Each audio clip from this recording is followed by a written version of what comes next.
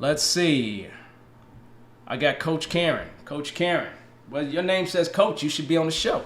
I mean, you should literally be on the show answering questions. So just click the button so you come on now. I ain't got to do this by myself. All right, so I'm getting prepared for interview. So this is a possible interview question. Can you share any thoughts? Can you offer suggestions on top critical success factors for distributed teams? Let's say, we could say technology, but I don't think that's normally mostly solved. The bigger problem that I see teams having, if I had a critical success factor for a team, I believe everything starts off with the requirements. So having good, clean requirements will definitely help a distributed team, because the cleaner those requirements are, the better. I would also say incorporating them from time to time, right? Maybe in some refinement events. When I say refinement, detailing out the product backlog to help them get an understanding, making sure that they are aware of the roadmap, they're aware of the direction that we're moving forward in, allowing them to be a part of the retrospective, because you want to hear the things that are not going right for them as well, so then you can actually get better at those things. So realistically, I'm going to say this to you. I wouldn't treat the distributed team any different than I would treat a local team. Like, literally, that's all I'm really saying to you. That distributed team should not be treated any different than a local team. Yeah, they're someplace else, right? Yeah, you got to deal with that, right? But here's the deal. Another thing that I would suggest, if I really, really could just have a little simple suggestion, it would be to have distributed teams that could deliver by themselves without any help from anyone else.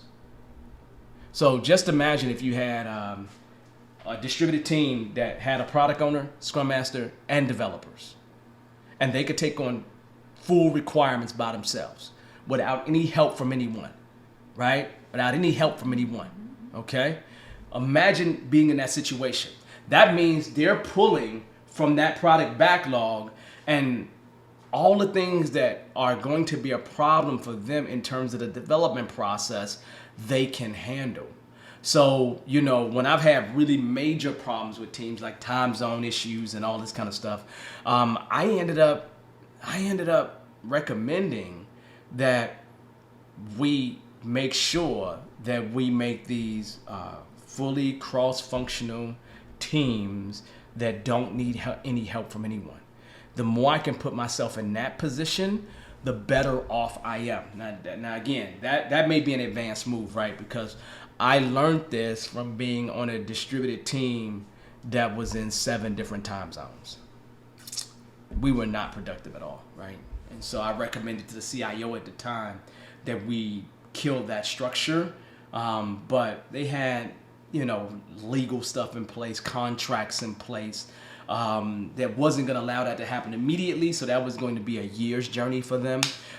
So for me, realistically, probably the top thing I would say is really treating the team no different than I would treat a local, co-located team that is sitting right here on shore with me, not distributed at all. Now, if the time zones aren't that different, you can treat them like, if the time zones really ain't that different, right? I've seen teams that have been in just 2 time zones, Central and Eastern, right? And those teams, it's just about figuring out what our communication paths are. And I would actually create working agreements. I guess with the distributed teams regardless, right? But with those teams that are definitely in 2 time zones, working agreements really worked out really well. Team norms is what people may call them, right? And so I definitely would get some working agreements in place that the team can work through. Biggest thing on that list is communication preferences and how we're gonna prefer to communicate as a team. Making sure you have clear definitions of done. But all these things are really things that you would do for a team that's co-located on shore. So I'm not treating those teams much differently, to be truthful, right? So, Coach Karen, hopefully that's helpful. Have more questions, you can always ask.